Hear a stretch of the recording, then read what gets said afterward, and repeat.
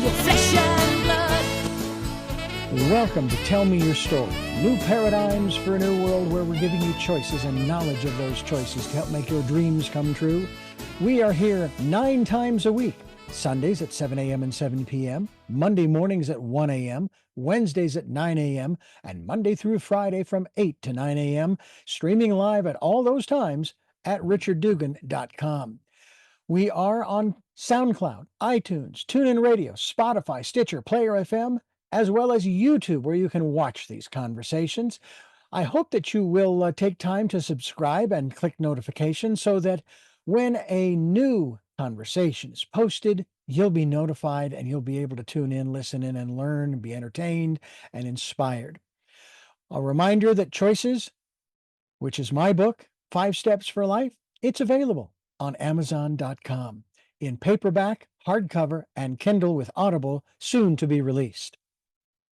We also ask that if you can support the work that we are doing financially, we do have a PayPal account. It is there for your security as well as ours. And when they ask for an email address to whom you're sending, please go to richard@richarddugan.com. That's the email address. If you go to richarddugan.com, there is also a link directly to PayPal so that you can send us whatever support you can. And we thank you to those who have helped and to those who will help. We also ask that you take time during this decade of perfect vision, the 2020s, to go within to that quiet, peaceful, calm, still place and listen to that still, small voice. And with that, we now take you to our very special interview and guest here on Tell Me Your Story.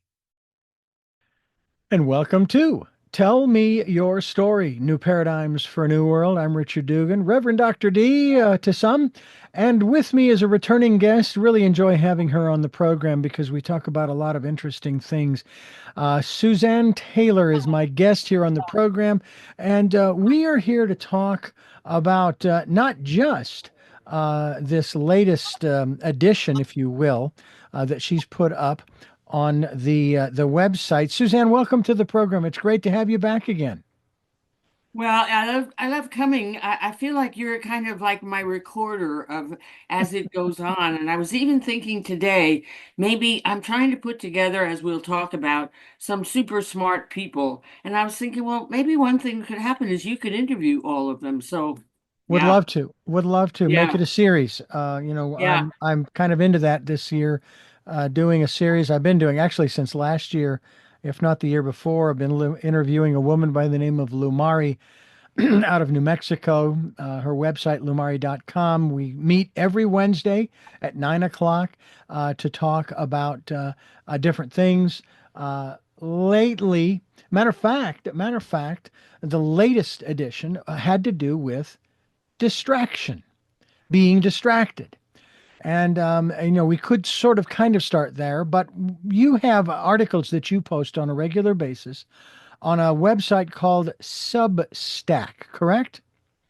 Yes, this is the popular combination of social networking and literary prowess.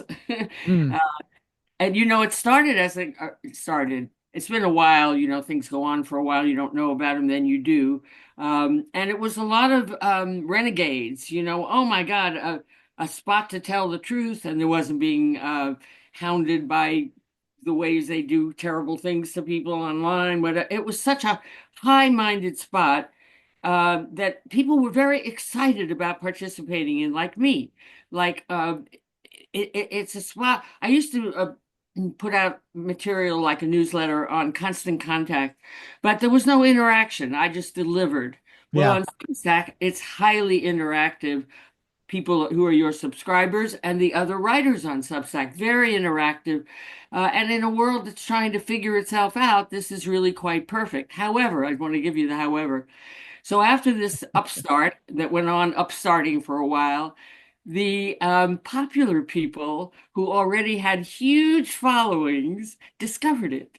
And Mm, so now the New York Times, people who left the Times and the people who left CNN and all the stars are now writing on Substack. And us other people are thinking, what happened? Well, I don't know. We shall see. But it's a little bit annoying right now, and us renegades are buzzing with each other. What are we going to do about this? We're getting marginalized here. So, but life goes on. That's the way it works, you know. Yeah, it is. And by the same token, whether marginalized or not, our voices, we need to put our voices out there. Voices need to be heard. For sure. And our perspectives, our opinions, our observations, that's kind of the way I put it. And this kind of ties into what we're going to talk about today. You wrote your latest one is Who Am I? For where I got the idea that I was thinking, what I was thinking can matter. Well, we were talking on a previous program, one of my guests and I, and the thought occurred to me because we are in an evolutionary process that both internally and externally, that what we need to do is tear down the old institutions and build new ones that serve all the people, that are there for all the people. And my guest said, no, that is not what you want to do. What you want to do is leave the old institutions right where they are and build the new ones that make the old ones obsolete. Famous quote by Bucky Fuller. Yeah. Very famous quote. Yeah. Can't remember And it exactly, but that's what it says. yeah. And then I saw this short little video online having to do with we'll use the term the great civilizations down through human history. And none of them have lasted more than 250 years on average. And that you could see in each quote unquote great civilization, you could see that it was on the decline. And then they took in this video, and again, this was only 2 or 3 minutes long, so they moved through it pretty quickly. Then they put the spyglass, the microscope on the United States. We celebrate our 250th birthday, July 4th of 2026. And there are those who feel that we are on the way out, at least in the form that we are in right now. And I maybe want to preface it by saying it that way, that the United States isn't on the way out. REM had it right. It is the end of the world as we know it every day. And things change, times change. And one of the aspects that you have incorporated in your Substack post has to do with a little video of a woman. I'll have you introduce her. That shared a dynamic that I have talked about on this program with guest after guest after guest, both male and female. That it is going to require the feminine energy to bring about the kinds of evolutionary change that make a difference in our country and our world. And again, we're not talking about women taking over. We're talking about a balance, a balance. Talk to us about this woman. Tell us who she is and give us a little synopsis. And again, folks can go to Substack and they can read your article as well. Well, there are a few people in this world who aren't all that well known, who should be, you might say, who are really avatars and who I collect people like that. I have a playlist on my YouTube called Thought Shapers, and she is among them. Her name is Anne Baring, and her expertise is history as it has evolved to where we are a patriarchal society. So what happened? You know, how did that happen? She is brilliant about it. Her last book was called Dream of the Cosmos. It's this fat. And she has a new one out now, which I've ordered and haven't gotten yet. And I'm sorry, I'm not looking at it, so I don't know the title. I didn't think she'd have another book to write. I thought that one was rather, but time marches on. Yeah. one was, I don't know, 8 years ago perhaps. And oh my God, does it march on? We are at such a fast-paced march right now. So I'm eager to see what she says in the book. But I know what the basic thing she comes from, which makes her this uniquely outstanding avatar. And this 4-minute video that I included in this last mailing that I sent out about what am I up to? Who am I? Why are you listening to me? Or why should you? Um, very good question, legitimate question. But I included what I discover in the premise that I come from, which is not to be found in many other places. Um, I come from this premise that we live inside a giant idea. We made it up, or it, it's not like that's the way it is. That's the way we explain things. Very good. Yes. Yeah. And that changes. And we're at a very changeful time now. Um, and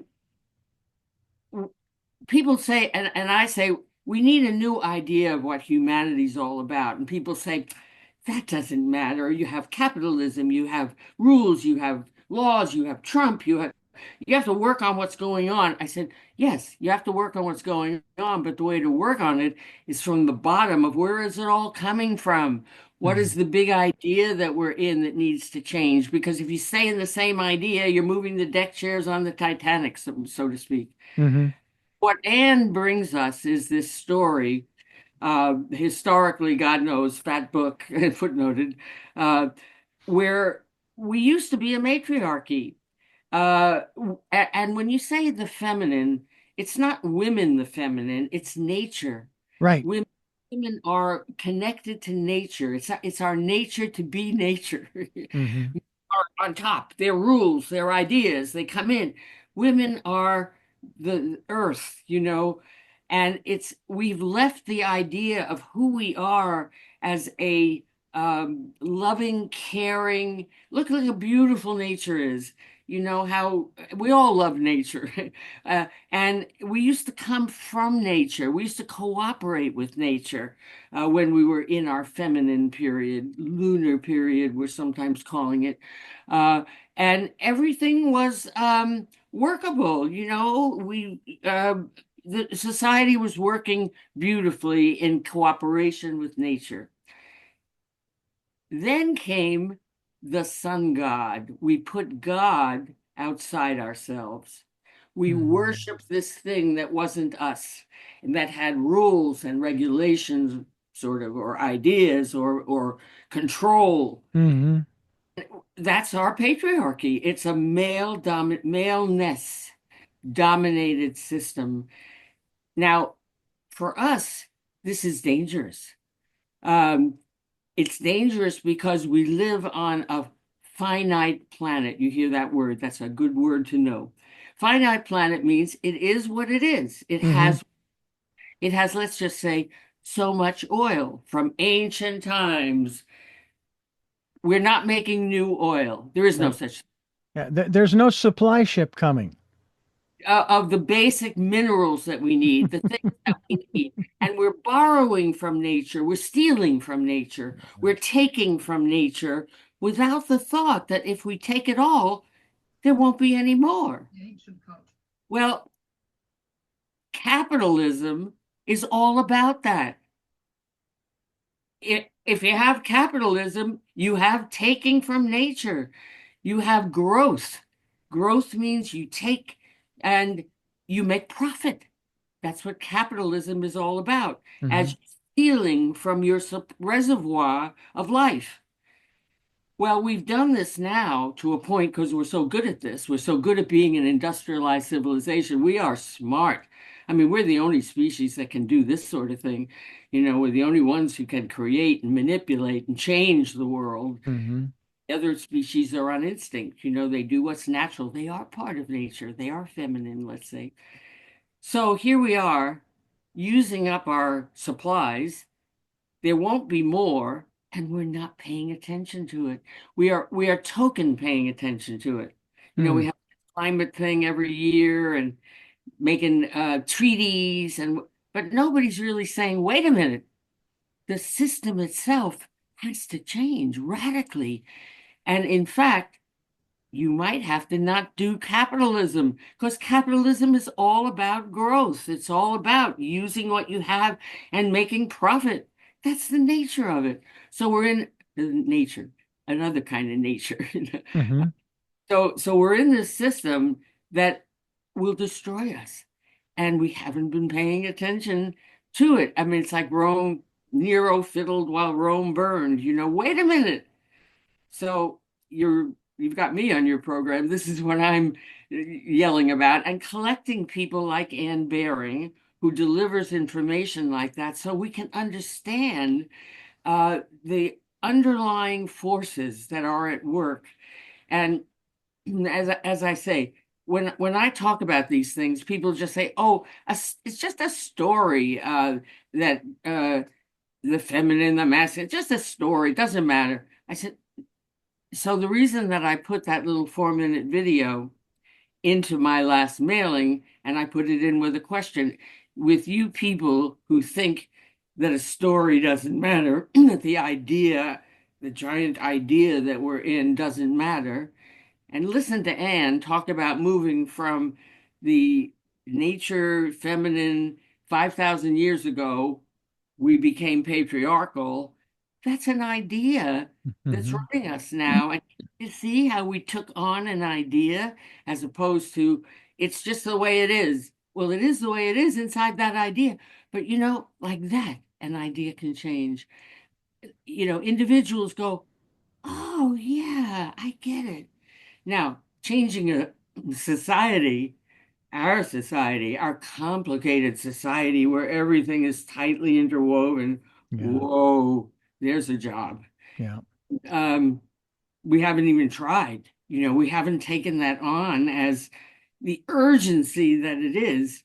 In the ancient cultures of, say, Egypt and Sumeria, Greece, the goddess was always honored. The goddess was, certainly in the early civilizations, was the primary image that was worshipped by people.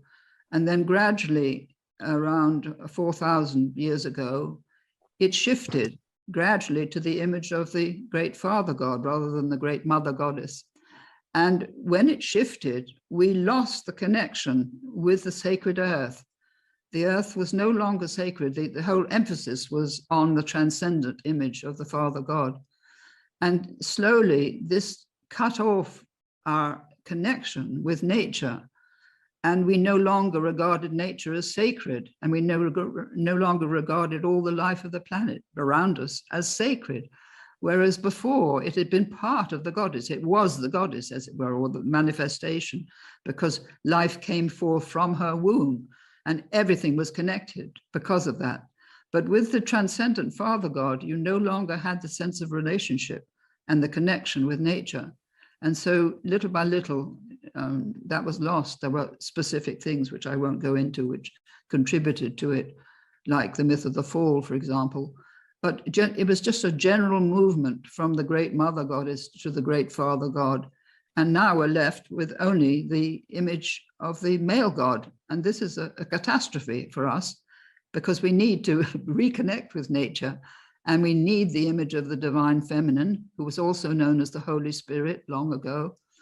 We need the image of the Holy Spirit, was also carried in the image of the Grail being a vessel and a cup. It was a synonym, as it were, for the Holy Spirit. So we need to recover that image and that connection in order to re-sacralize the whole planet and sacralize what we are. We are part of the divinity that we've been worshiping for thousands of years. So this is a huge shift in our understanding, a shift from worshiping something far distant in heaven, so to speak, to participating in the sacred ground of the universe and realizing that everything we do, everything we create comes from that source, and that source is love. That is what holds the whole universe together, and us as well, so to speak. So these were all realizations or understandings that came to me gradually, and I've summarized in my book, The Dream of the Cosmos. But it's taken a lifetime to do this, and I'm now 90. And I've certainly worked at this since my 40s. So that's 50 years of bringing the feminine into consciousness and expanding my own understanding, until with quantum physics, we are given the opportunity of understanding this ground of the universe as something quite different, something alive, vibrant, loving, embracing, that we haven't thought of in that way. And we as part of it, we're not separate from it. We're not observing it. We are part of it, intrinsic to it. Our consciousness is part of the consciousness of the universe. And I had to work my way through materialist science, and it's, I believe, totally dreadful beliefs, because they've taken away the soul, taken away God. They've seen the universe as something dead, lifeless. They've shown that our lives are meaningless, all of which has affected the psyche, because the psyche knows that none of that is true, but it can't do anything about it because there's this great barrier or firewall intervening between it and what it wants to communicate with. Well, I'll tell you what, I want to touch on the whole aspect of nature and the statement I've made many times on this program, and that is that nature is our greatest teacher. There is no other. Nature. And you talked about, rules. You talked about the natural laws. I have a gentleman I have on the program on a regular basis, Dennis Henson, who wrote a book called Real Impact, Daily Inspiration. And he has also written another book called something along the lines of The 7 Natural Laws of Success. All right? The natural laws of success. And you can probably apply them and see where in nature these laws take place, all right, and incorporate them into what we do as humans. And to me, when I look out my porch to the valley where we live, and I see the grasses and the pine trees, and every once in a while we get a deer. A matter of fact, I think we just saw the 3 or 4 of them, a mama and her babies that were just born. And they're on the property where we live. And we used to have turkeys, and we used to have blue jays that would literally come and land on your finger and take the peanut and then fly away. It was wonderful. We have chickens and dogs and cats and so on and so forth. And the encouragement at all times to people is find a place where you can go to that is at least nature-like. Believe it or not, I would even say that there are spaces within Central Park in the middle of Manhattan where you could go. Now, you're probably not going to get rid of the sounds of the city, but at least you're amongst the trees and the grasses, and there are still going to be critters roaming around here and there, and so forth. And it just seems to me so important. I've had guests on the program who've talked about the importance of not just connecting or reconnecting with the natural world. I go down to the beach as often as I can. That's as close to being in the water as I get at this particular point, unless I'm on a boat. But there's just something about doing that. And it's funny too, because this vision keeps popping in my head of this one video that I watched, and it was of that very skinny, I don't even know how tall it is, high rise in the middle of Manhattan.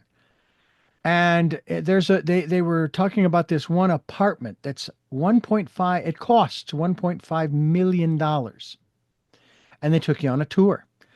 And there's a spiral staircase that takes you from the first floor of that apartment, which is could be 70 or 80 stories high, up to the second floor of that apartment. And every room you walk in, it's floor to ceiling windows. And you can see for miles. And they're trying to play it up, how beautiful, these are views you'll never get anywhere else. Well, of course not, unless you have $1.5 million or whatever the price is. And I thought, but it's like a big box. And that's what it was. It's not a round building, it's square. And they're walking through this building, and every room, there are corners, there are no curves, and on and on and on. And I thought, yeah, okay, I like the scene of the sky and the clouds and the sun, sunset and sunrise out the window. That's great. But I'm not a real fan of the place that you're looking at it from. First of all, the height, a little high for my tastes, but also it's devoid of the natural world. I mean, so you can see Central Park from there. I mean, really, that doesn't do much for me. I want to be in Central Park. So you've made a very strong case, and this is part of the whole aspect of both the masculine and feminine energies. In that respect, they exist out in nature in balance, and that's assuming we allow them to be balanced and stay balanced. Richard, I'm thinking to tell you a little story, which is a little kind of left field, but in the category of nature versus civilization, let's say. Hmm. Um, Decades ago, uh, my husband and I, when I was married, um, stayed at a Mennonite farm. You know, the Mm.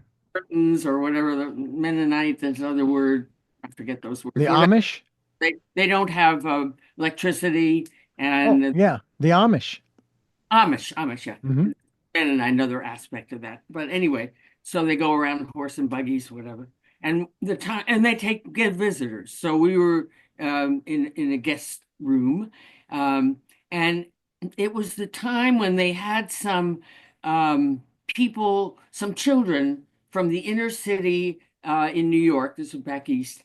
Um, the inner city in New York were visiting on a program for the inner city kids to visit the farm. So they had an inner city child there. And it was the day that he was to return to the inner city, and he hid his shoes. He didn't want to go back. So I just always remember that, he and it was nature. I saw them artificially inseminate cows. Well, it was sort of nature. It was tamed nature. It wasn't wild nature, Right. but it was a real farm without modern conveniences, Uh, and the little boy was so happy there. He didn't want to go back to the inner city. So I thought, oh, I don't Yeah. know. Just remember. Well, I think that says it all in that sense that my wife and I, we traveled back, good heavens, some 25 years ago to Ireland. And at least when we went back there in 2002 and then again in 2004, and this was in the winter, um, the majority of the land that we traversed was open. It was all natural. And yeah, you had those stone fences, but they were stacked stone fences. I don't know. There's something, the Irish have a knack for being able to stack stones in that way. It's a wonderful thing. And you had civilization, but the communities were small, the villages, if you will. I mean, when we were there, the small village of Lismore, which is where we stayed in a bed and breakfast for a week, was fantastic because you didn't have to walk too far. And now you were out in the middle of, the natural world, and it's green everywhere. Uh, Everybody's got to find their own space and their own place. There's no question. But in terms of what we're talking about here today, um, there are people such as yourself who are not, I don't want to say that you're sounding an alarm, and yet you might say you are, but putting out a new, as you say, a new idea. And we've been trying to put out that new idea specifically regarding choices and knowledge of those choices to help make your dreams come true, but also looking for those new ways of living because the old ways don't work. Just look around you. And when we say they don't work for everyone. And I won't even get into the conversations that people have. And, well, the people are playing victim. Well, so is our president. And so are the people that follow him. They're playing the victim. It's somebody else's fault. And you've already said it very clearly. Somebody didn't do this to us. We did it to ourselves, whether it's we in our given states, our nation, or globally. We did this. All right. The good, the bad, and the ugly. And what we're trying to do now, what we want to accomplish now, Suzanne, is to put forth a new idea. And I know this idea has been out there for a long time. I mean, I'm 65. And I remember hearing the cries for, I mean, in the songs that I listened to when I was growing up, the cries for um, uh, equality and equanimity and balance and justice and fairness and kindness and, loving one another and so forth. It doesn't mean that we're all going to agree. That's not what we're talking about here. We're talking about a way in which we can continue to move forward as civilizations across the planet. And I honestly, and I've thought of this a number of times with some of these. You referred to some of these rulers and so forth, and the changeovers and so forth. Um, they can't kill 8 billion of us. If we were to say enough is enough, we're not going to take it anymore. As the one guy said in the movie Network, mad as hell, and I'm not going to take it anymore. They can't kill us all. And how many of us are willing to sacrifice? Now, I don't care to go down that road of, losing lives, but it comes to that. It comes to a point where, I mean, even the founding of this country, they were willing to fight the British to establish this new nation. A few other countries have done the same thing, and some countries are trying to do the same thing just to stay alive, just to keep their country going. So it's a real dilemma in one sense, but we do have people that are making this happen. Suzanne Taylor is my guest, and we're going to continue our conversation here on Tell Me Your Story. I'm Richard Dugan, Reverend Dr. D, and Suzanne Taylor is my guest. She has a very interesting article on Substack, and we hope that you will check that out. And how would they go about finding? I mean, you go to Substack, .com, and you type in your name, and boom, it takes you to your postings. Well, the easiest thing, if they're just listening here, I presume we'll put something into the text Oh yes. so that they can directly go to my Substack. But the easiest thing, because they can remember this, my website sends you to my Substack, right? You go to Okay. my say go to her Substack because that's where the action is. My website is kind of a collection of the past and whatever. It's Hmm. my scrapbook, and I'm actually very proud of it all. I've done a lot of wonderful things. Uh, but it will send you right there. And you can remember this. It's called Sue Speaks. Suzanne, SueSpeaks.org. And Sue stands for Searching for Unity in Everything. So that's my collection, and it'll send you right over to where the action is on Yeah. Substack. Yeah. I know too that one of the other aspects of all of this is that we all have these dreams, and some people who they have a perspective. They will say, "Oh, come on, you are talking about a utopia. That's not possible." And I'm sitting there going, "No, I'm not. I'm not talking about a utopia. Absolutely not." There is. There's a line in our preamble of our Constitution that says to establish a more perfect union, not a perfect union, but a more perfect. And that's what we're talking about is taking all of these ideas that may be perceived as Pollyanna, and saying, okay, there are bits and pieces of your idea and your idea and your idea that I think we might be able to bring together and make this work. And no, we aren't all going to agree because we all want different things, and that's okay too. But there has to be a way to maintain our individuality in that respect and also maintain our community. And right now, we have more individuality than we have community, and it's not working. It's flat out not working here. It's not working in other countries. And I'm not saying that there's one solution that fits all, because you have different cultures around the world. They think differently, they live differently, they believe differently, they learn differently. And I've said this before, without reservation, America is the most arrogant country on the planet. It refuses to learn from others, which means that if it were a kindergarten student, the report card would read, does not play well with others.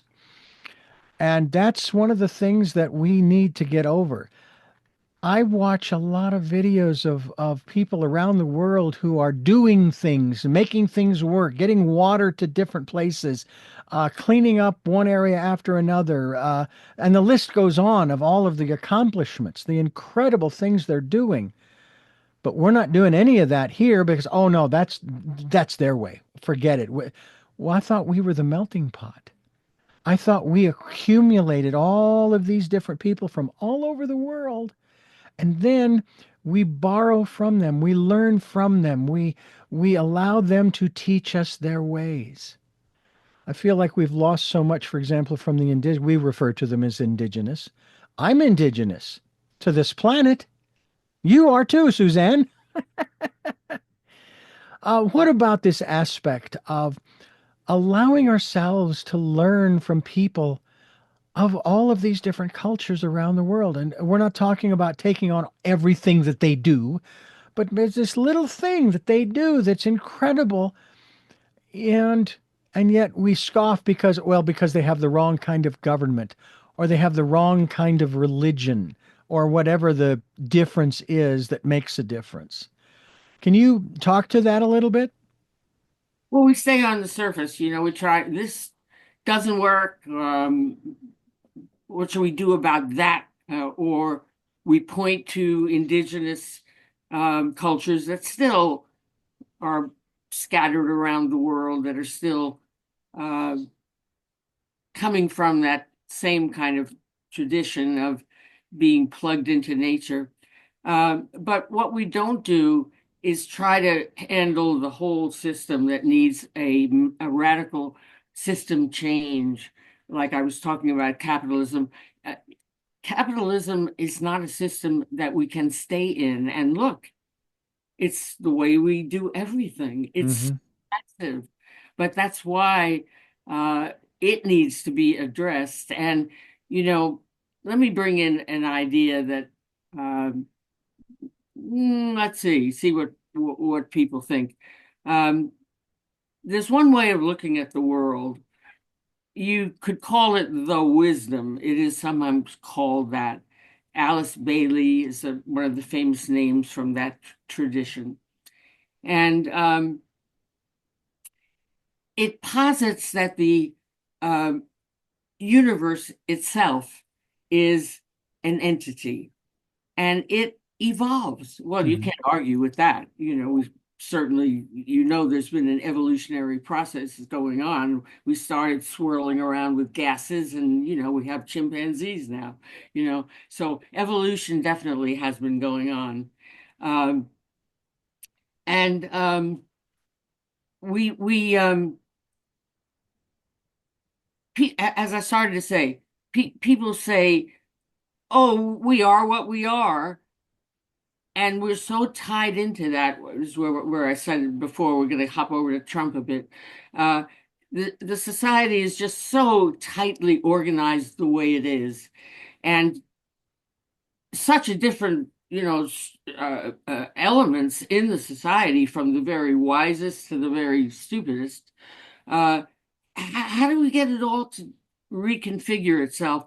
Hmm, hmm. Well, along comes Trump. He destroys the way we do it.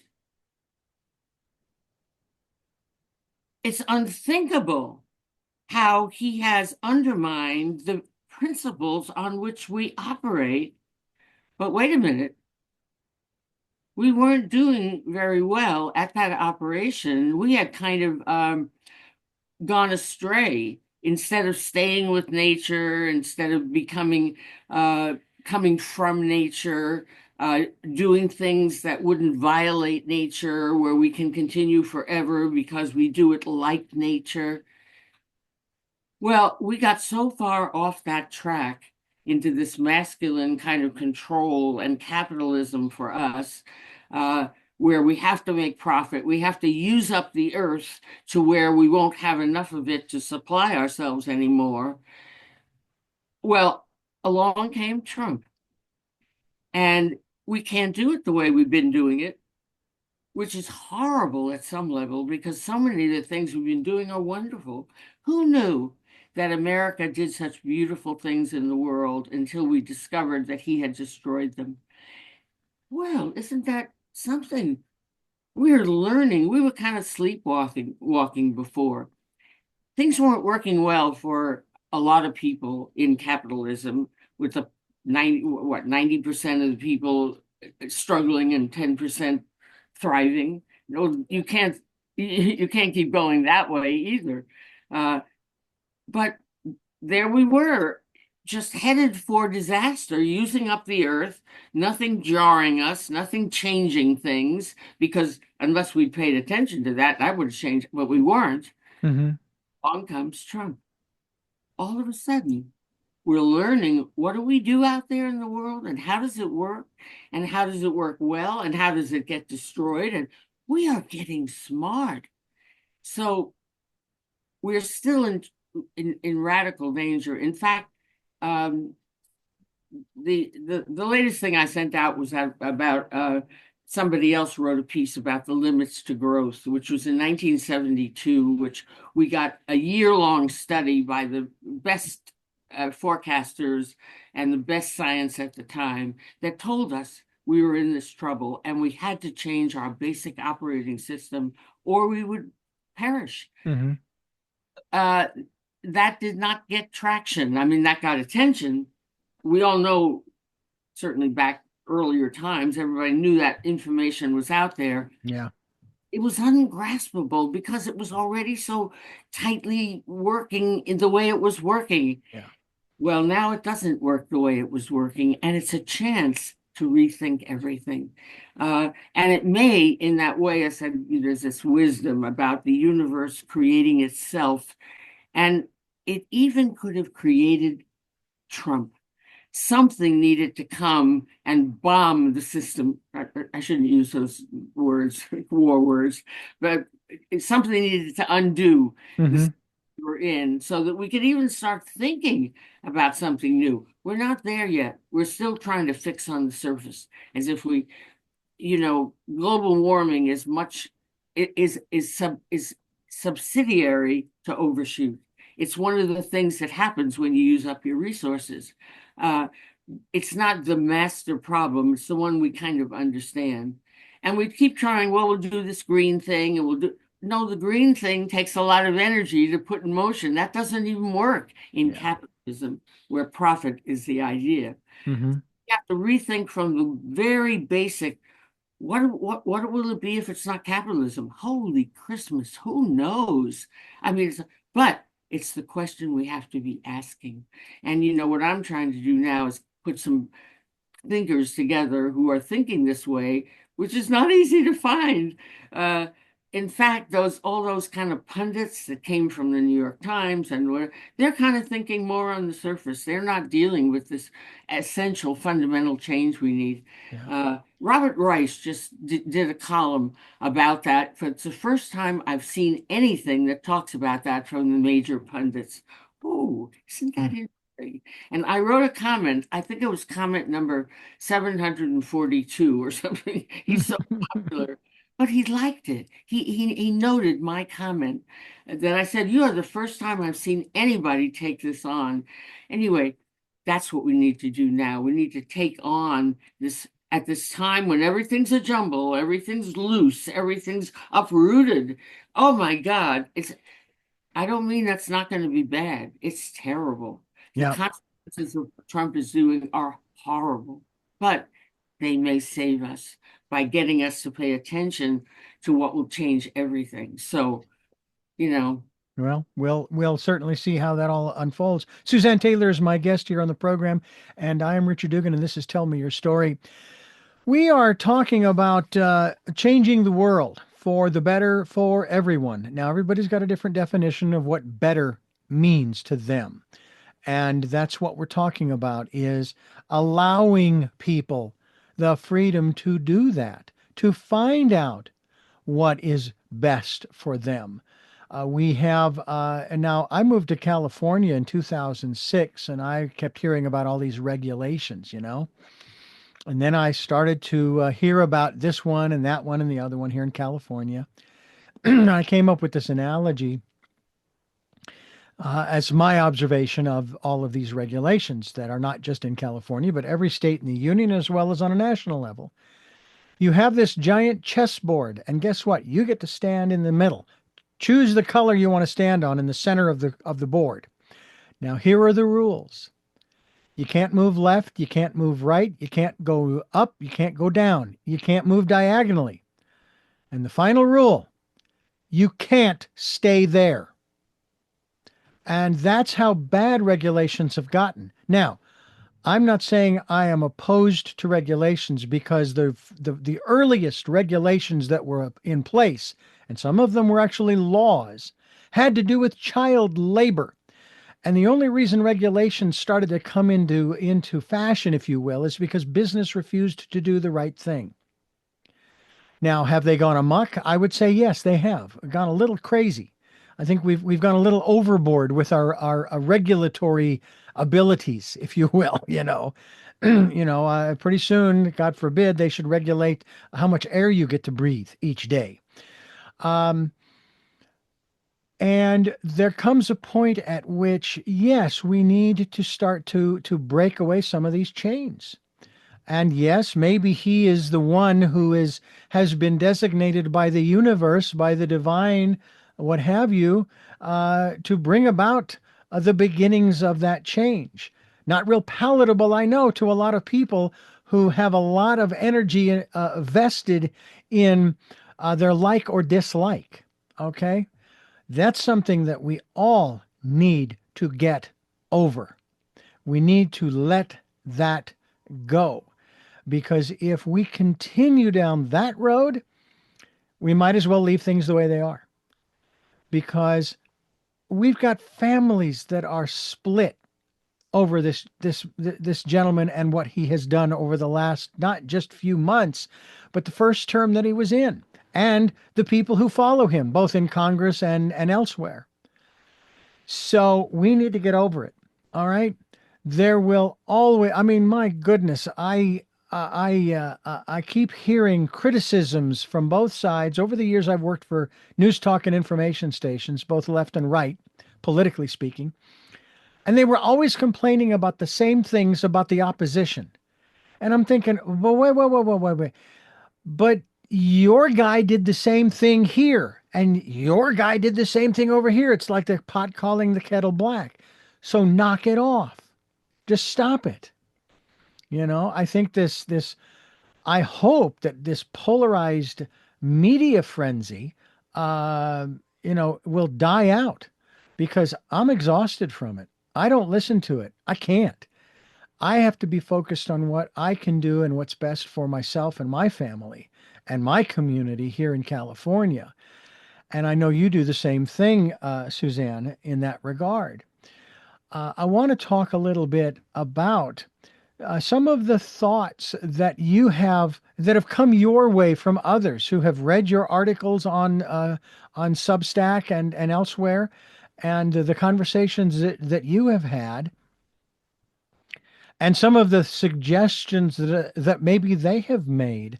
I mean, I personally did not agree with taking a chainsaw to our federal government. A scalpel would have been just fine, because you would have hurt a far fewer people and upset a far fewer people and still accomplished the very same thing that you were trying to accomplish. And so I'm just wondering, and again, I'm not speaking specifically about the whole governmental thing, but just in general, in terms of our surviving past the supposed average age of any great nation, our 250th birthday. Some of the prognosticators, it used to be by the end of this century, terrible things. Some of them are even saying within 5 years, the basic, unless radical things happen, we will be in some severe breakdown. It's not all at once, things Hmm. crumble, but in 5 years, it will start to be a serious crumble.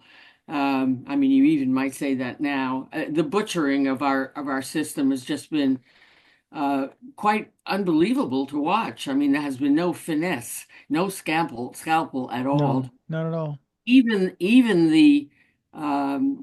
the destruction of systems, presumably to make them smaller, has actually not saved money in many instances, but cost us money because those systems, in ways, we're saving us money. I mean, too complicated to go into the details, but every aspect of how um, the changes in our world have been accomplished in this round of Trump have been butchering. I mean, just butchering. They have not accomplished even their objective aim of reducing well, all of this financial stuff is horrendous. And what we need to do again is get to the causal realities. How can we change the whole thing? And he's Hmm. up so much that at least there's a possibility of dealing with these things because we have to do something to keep ourselves together now. Hmm. Even the system is so unworkable that even as someone pointed out to me, you said, what do other people say? The two-party system itself is a zero-sum game, particularly the way we play it now, because it's lost any of its underlying kind of inspiration uh, to be a cooperative world, and it has descended into where that word zero sum is a good one to understand, which means you win, I lose, as opposed to we cooperate. Hmm. Hmm. Our Democrat Republican system has now become a zero sum game when it's just we're battering each other or mostly the Republicans. I cannot believe that the Republicans give Trump carte blanche. I mean, if I have a evaluation machine, I would evaluate that worse than Trump. I mean, every once in a while, a madman comes along. He's our madman. Uh, but where are all those Republicans who are supporting a madman? Uh, I mean, that is just really quite unbelievable. Well, And it does seem that the means justify the ends. well, except that if you have half a brain, you know that the means aren't being intelligent. So, Yeah. uh, But it doesn't really matter. And then of course there is that other aspect that you talked about, especially when it comes to our elections. In a manner of speaking, they're meaningless because, first of all, you have now it's the rule of law, at least according to the Supreme Court. Corporations can give as much money as they want to any candidate they want. And so now you're talking about, and they've said this for years, for decades, as long as I have followed elections, that whoever has the biggest bank account is probably going to win the election. It's not always true, but it's all about money and that aspect of it. Instead of going back to Martin Luther King's aspect of the content of their character. the What is beloved, their character? And I mean, I only have one issue with, for example, former President Ronald Reagan, and when he deregulated the FCC. I was in broadcast school learning to get my getting educated to get my third class license, and when we went down to the FCC to take the test, they said, "Oh, you didn't hear? It's been deregulated. There is no third class license," which was an irritant to me. I thought, oh, I really wanted that in a frame on my wall, and now I have just this little square postcard. That's about it. But the reality was, at least between the houses and both branches, the executive and legislative, there was civility. There was civility. And that's the one thing that I find, and it's not just within the halls of government, it's across this nation. There is such a lack of civility. I myself, I know of the people I associate, where they come from. We don't have those conversations unless we have those conversations on a friendly term. Um, so it just seems to me that, again, our attitudes, our perspectives, the energy with which we put into some of these things, that's part of what has to change. And one of the wonderful examples that was shared with me, and this goes back to the natural world, Suzanne, that was shared with me by a good friend who used to have a program on the station. When you take a look at some of the natural occurrences, you can call them whatever you want: hurricanes, earthquakes, tornadoes, volcano eruptions, whatever, a heat wave and freezing temperatures, and the list goes on. She says, when you see those kinds of things, turn that inward. And let's use the hurricane as an example. What's going on inside of you that is maybe like a hurricane? What is happening inside of you? What issues have you not dealt with that are churning around inside that you need to deal with? And there's I don't know about you, but there's a certain element, Suzanne, of I think I need to seek some therapy so that I can work through those things, get rid of them, and then I can move on to be a better person. What are your thoughts in regards to us becoming better people in general as well as individually? Well, we have to move individually and collectively from self-service to mutuality. I mean, that's the fundamental. We have to operate our own personal world and then the mutual world of a world of caring about the whole rather than just serving yourself. I mean, the whole idea of capitalism is personal growth. It's all about aggrandizement, getting more, which is fine for a little society that's just building itself up as we were. But then the people who were good at it got too good at it, and they seized the control rather than a system where everyone was in it for helping each other. So the ones who got very successful are a little 1% and then 10% at the top, and took advantage of the rest. No, no, no. So when you say what needs to happen, one of the major things in my little prescription, big prescription for how things could change, is to get this different idea about what we could call a creation story. Are we sinners who need to be redeemed and forgiven? Or are we sacred creatures in a sacred universe here to make it all beautiful? Mm. So there's a body of work that I have affixed to, and Brian Swim is the main proponent of it, the main charismatic proponent. When you listen to Brian Swim, you're inspired to become that better person, and all those better persons would create a better world. And as I said before, it's like this: you become a better person when you get it. That it's just an idea of being helpless, whatever, or saying, wait a minute, I have I am a human being. Look at these extraordinary powers we all have. Let's make it wonderful. Hmm. So, Richard, I even, people stay inside the box. They don't think outside the box. Look at this, what we have going on here. We live in a world of advertising. why doesn't an advertising agency take on the story of humanity and inspire humanity with how great it can be? I mean, really, Mm-hmm. that that would do wonders. We know how to do that. We're Yeah. good at that. We're good at advertising. Well, let's advertise for life. You Mm-hmm. know, I think that's a good idea. Absolutely.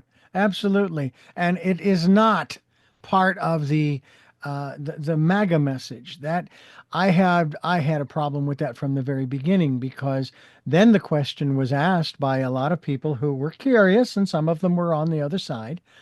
So when was the last time America was great? And they would throw out a time period. And they said, well, yeah, it was great, except for it wasn't so great for these people, or these people, or these people, or these people, or these people. But other than that, it was great back then.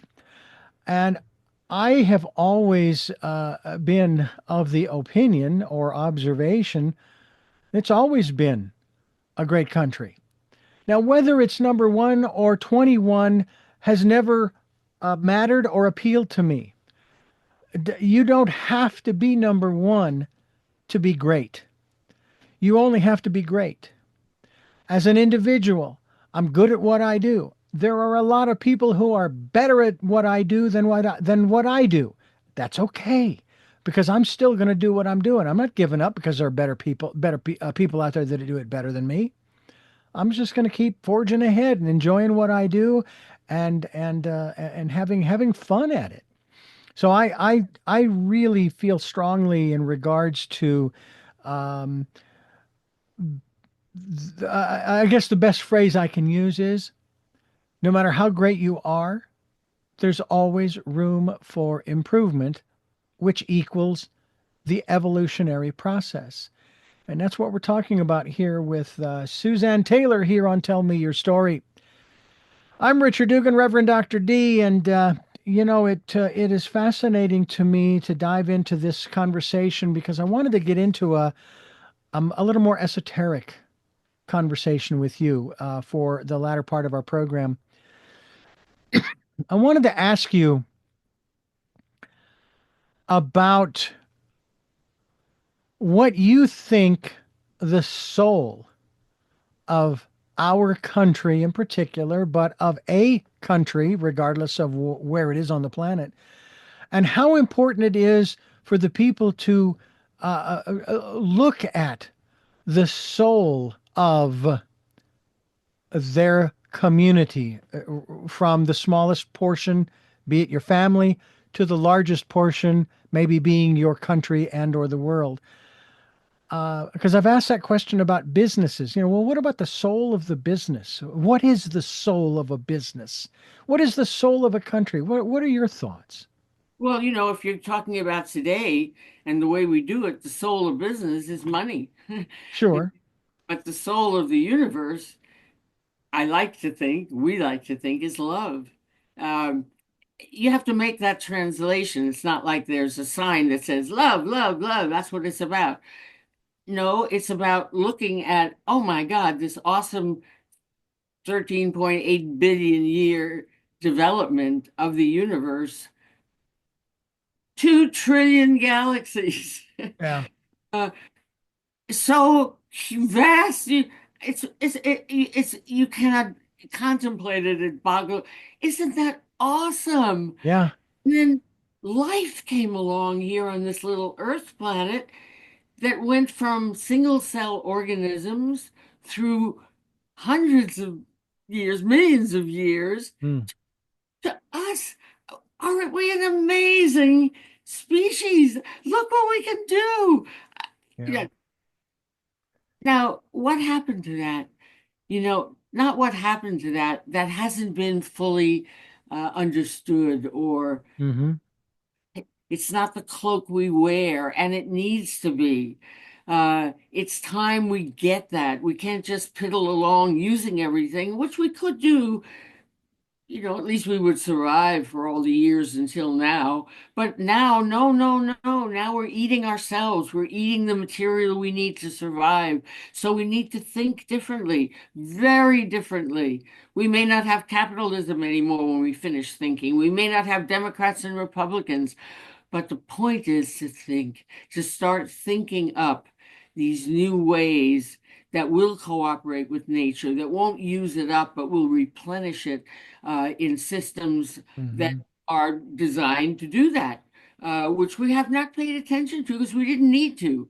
There was plenty here when we were a little society and there's Yeah. lots for everybody to use. But now that we're using it up, oh, wow, time for the smartest things we can think to come into play. And I'm just saying, Richard, if you can find a lot of people who are thinking this way, please send me one. Yeah. I have an offer out for just a simple $100. Anybody send me to somebody who's thinking this way. What can we do to change the paradigm? Not that it needs changing, but what can we do to change it? There's plenty of people who know it needs changing, but there's no action. That's why I want to Yeah. collect some people to figure out what is the action we can take Hmm. and moved by the urgency to do that, and by the fact for me, I'm getting old and I want it in my lifetime. I want to see this beautiful world loving itself, Yeah. while I'm still in it. So Yeah. uh, Well, I there was a. believable that I'm ever going to leave. Heard I by heard, my children, I will never leave, but I don't think that's the right idea. yeah. Well, there was a gentleman I interviewed some years ago. I had him on twice, and he was the creator of what is referred to as the Venus Project, Jacques Fresco. And he has since passed on. But in our conversation when he was 94, he was sharing with me his vision. He was showing me all of his architectural drawings and how all of that played into a new civilization and so forth. And I'm going, and I fell in love with it. I thought, this is great. This is great. I love the idea. Oh, hey, do you think this will happen in my lifetime? And he says, Richard, uh, we haven't raised the consciousness to the level where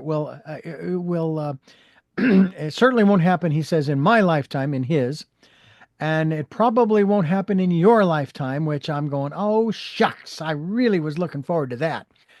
But he says, until we raise the consciousness of the people to a level where they can be open to these different ideas. And again, he knew as well as I do that not all of his ideas or elements of his ideas would be part of the new civilization, but at least he was thinking about it. He was doing something to put out to the world the idea. That's That's what what's happens, important. Richard. The little breakthrough people, a little breakthrough here, a little breakthrough there, Yeah. it's Yeah. bubbling up, and it's bubbling up now. There, we went from this passivity of, well, it's not all that good, but we're not doing anything. Now we have to because everything's falling apart. But I Yeah. want to say something about the Venus Project. Sure. You know that I have made movies about crop circles. I've actually made two of them. One of them, the second one was my movie. I put it together. The first one was put together. I thought that crop circles could change the world because the evidence is that there's an intelligence delivering them that's not us. And if we establish that, that would make massive change in the prevailing consciousness. We'd be humbled by that.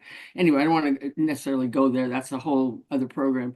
Uh, but um, but that we have these people, early warning people, or early uh, uh, soapboxes that tell you what to watch out for. And this guy was one of them. And back to my crop circles. When I did my first crop circle movie, I wanted to tell the world about crop circles because, again, I'm thinking, what can change things? Everything. That would change everything. So I got involved in the crop circles and I looked for a filmmaker. I used to be an actress, so I'm pretty familiar with the whole world of production of television and video, whatever.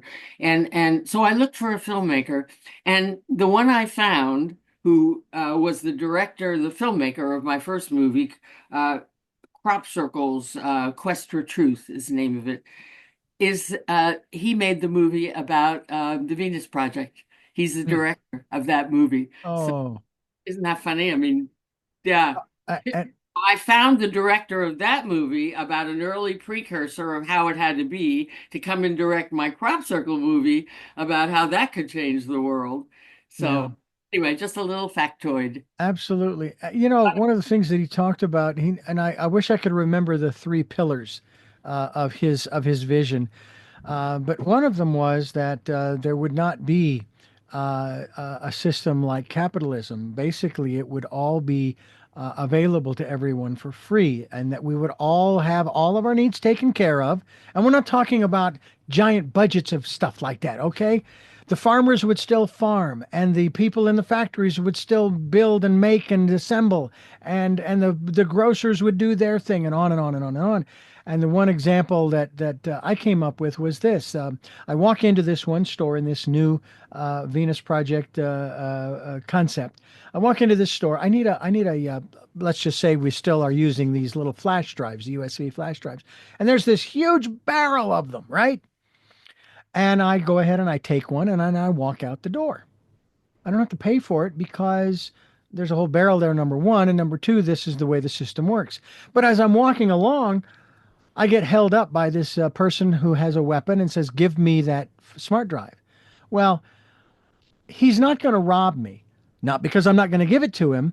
I'm going to give it to him. But I'm also going to explain to him, do you know that there's a whole barrel of them just in that place there, and they don't cost a thing. So if you want mine here, and I don't have no problem, I can use the exercise. I'll go back, I'll get another one, and we'll move on. First of all, I'm not generating any drama by confronting this person. It's, "Oh no, you're not going to take my drive." And number two is that there's more than enough for everyone. I'm not saying that there's an infinite number, an infinite amount of, because certainly this planet has everything that it has. That's all there is. But there is a system, for example, water. People say, "Oh, we're running out of fresh water."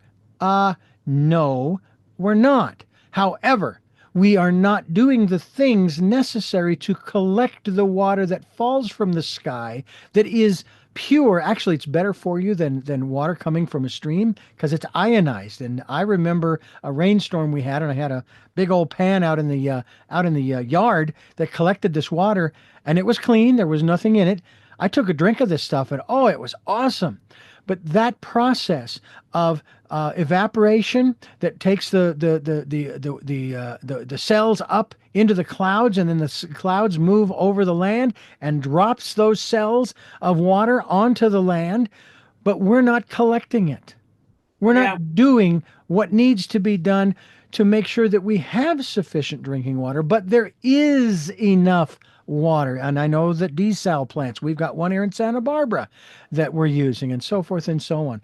So it's not that there isn't enough, it's that we are not creating the means to better utilize what is here. We Yes. can I mean, what are we going to do? Do we give, I'll use this term, do we give reparations to all of those people who were displaced when the automobile came in at the turn of the last century? Do we do that? Do we give reparations to all of the phone workers who worked on all of the hardwired phone systems that used to exist in the 60s and the 70s and the 80s? I mean, this is the process by which a civilization evolves. We move forward technologically, but more importantly, Suzanne, from what I'm hearing you say on this program, is we have to move forward spiritually as well as intellectually. We have got to come up with, I mean, there was a guy that came up with a car that ran on water.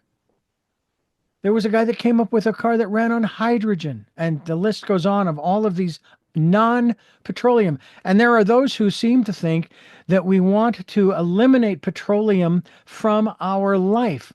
Well, that isn't going to happen. But what we can do is we can convert from the ways in which we get from point A to point B. We can continue to make plastics from petroleum. That's fine, but we have to do a better job of securing those plastics or making them maybe more recyclable or whatever, reusable, whatever the thing is. Um, but Yeah. we used to walk, and then we rode horses, and then we rode in buggies, and then we got the automobile. Well, what's after that?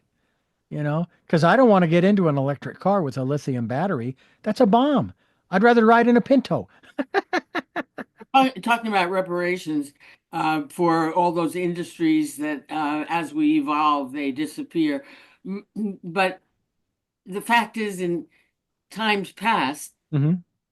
you had a loss of one industry, but an a rising of another one. Yeah, yeah, The horse and buggy, yeah. the plow gave rise to the steam engine, whatever, Yeah, exactly, exactly. move the workers from one thing to another. The problem now, just talking about this particular aspect of things, the challenge now is automation, and that it's not moving from one job industry to the next job industry. There's no jobs in the next, or not enough jobs. I produced a program 15 years ago before anybody knew what universal basic education was. UBI, Universal Basic, UBI, Yeah, UVE. UB, Universal. Why? Oh my God, UBE, Universal Basic Education. Yeah, Called it the big. yeah, Um, the oh my God, I forgot what the big stood for. Anyway, it's a better word than yeah, UBEI. yeah, At any rate, we are not replacing one job category with another job category, and that is a problem, and that's that capitalism problem. We're going to have robots doing our stuff. How are people going to survive? Well, yeah, you need some kind of redistribution of money that isn't in this capitalist system, that has yeah. to come from a outside the box kind of idea, that basic to the survival of humanity Right. is it's for everybody. It's Yeah, not, you yeah. know, the rich people aren't going to get out alive if everybody else dies. So, Well, that's true. That's you know, true. No, you can't take it with you. My father passed away a couple of years ago. He didn't take it with him. no, Uh, no. you know, it's fascinating the conversation we're having here. We're talking with Suzanne Taylor, and I'm Richard Dugan, and this is Tell Me Your Story. I know the big. The big was basic income guarantee. Wasn't that a better word than UBEI, whatever? Yeah, Universal yeah, of yeah. the anyway. Well, I want to thank you so much for joining us here on the program. This has been a fascinating conversation. I certainly hope we've put some ideas. We're not here to upset people or offend people or take sides. We're trying to solve some issues, some problems, some challenges that face us as a species. And hopefully, I'm hoping I've heard from different sources that we're not going to annihilate ourselves a sixth time, as some would say. So that was good news. How that's going to all turn out, I don't know. We'll just have to wait and see. Suzanne, thank you so much for being a part of what we're doing here to try to change the world. Absolutely. Follow me and we get to Nirvana. Well, we'll get to a sweet, loving world. Exactly. SueSpeaks.org is the website. We'll be linked to that website. And Suzanne, I want to first of all thank you again, and then I want to ask you three final questions that I ask all of my guests. And the first of those is, who is Suzanne Taylor? Well, she is becoming ever more, what should we say? I'm moving from, wouldn't it be a good idea if we did this to, okay, I'm doing this. I'm moving into I'm not going to be here forever. Hmm. Hair is not yellow, it's white. Uh, and so I got to move fast here. And so Suzanne is trying to lead the parade, not Okay. in any ego sense, just because we need a parade. Yeah. And I'm volunteering. All right. What gets you up in the morning? Well, I get excited about how the world is coming alive now. You know, uh, everybody is, we don't know what to do, But the world, I say the world, here in America, there's such volatility, and you can feel it. People are asking, Yeah. well, what can I do? I want to do something. How do I Yeah. do this? Until people were activated, you just couldn't make anything move. So Yeah. we're in a period now, mad as hell and not going to take it anymore. Asking, everybody's saying, what can I do? So that gets me up. What can they do? What can I say about that? And I just devour everything that's going on, try to assimilate it and get it back out there in a way that's inspirational. And finally, what was your best day? You've asked me that before. So how many best days can I have? Uh, oh, let's see. I should have, let's not make it my best day. Let's make it a good day. All right. I'll make it a good day. So I have these identical twins, and I used to take acting classes. I was a serious actress. I never expected to be a star because I was a housewife. I wrote about that in my last in the Substack that just came out today, where I was born into an era when women were housewives. Mm-hmm. Um, but I always, the only thing I want to do is be an actress, but I didn't really expect to be a famous one. I thought I'd be a housewife and dabble on the side. And that is what Mm-hmm. I did the first part of my life. So I used to take these acting classes, and I would come home. It got to be a thing where there were four of us who would come back, me and three others, who would come back to my house after class and be friends, together. So we're Mm. sitting around my house, and one of my little twins, who must have been two or three, starts crying. And I go upstairs and I get her and I put her on my knee, and we're continuing to talk. And she calms down. She doesn't cry anymore. And I kiss her, whatever. Take her back upstairs, put her back in her bed, come back down. And one of the people says to me, "You're a wonderful mother." And I say to him, "No, no, I'm just making it up." Like, what is it being a human? I don't know. Nobody told me Yeah. how to have children or what to do, or I'm just doing my best. Yeah. No, that struck me. Somehow you just hear the right thing at the right time. Yeah. I'm a wonderful mother. And he said to me, I said, no, this is what he said to me. I said, no, I'm just making it up. And he said, when are you going to get that who you are is who you are? Oh. Mm. You know, it was just the right time to hear that. It kind of set me off on believing in myself in a way I had not done before. So Wow. for this particular moment when this thing I'm writing about is how I grew up thinking I was supposed to be a housewife, Mm-hmm. but that was about getting my fundamental stance changed. Mm-hmm. And that was a piece of that. That was actually, a little moment in time, but it was tremendously meaningful. Mm, wonderful. Well, Suzanne, once again, thank you for joining us here on the program.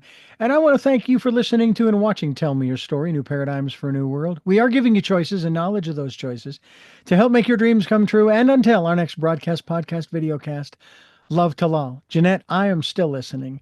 Dad, continue to be happy because I am. Smokey, I'll see you on the other side. Mike, thanks for allowing me to be in your life. And to my dear friend Zorro, aho, aho.